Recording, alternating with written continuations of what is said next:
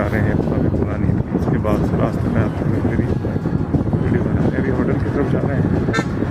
छोटा सा गार्डन बनाया हुआ है, रिवर कॉरिडोर जिसको बोलते हैं।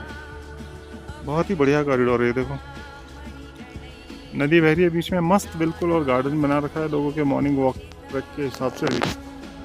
वॉकिंग ट्रैक भी है, प्लस बीच में छोटा सा गार्डन मॉन्यूमेंट्स के साथ में, बढ़िया एकदम। पुल देखो आप, पुल कितना कलरफुल डिज़ाइन में बनाया हुआ है यार, दिल खुश हो जाता है।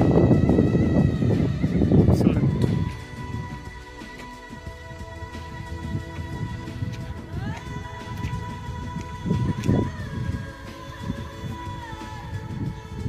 ये देखो आप, पुल कितना अच्छा बनाया हुआ है,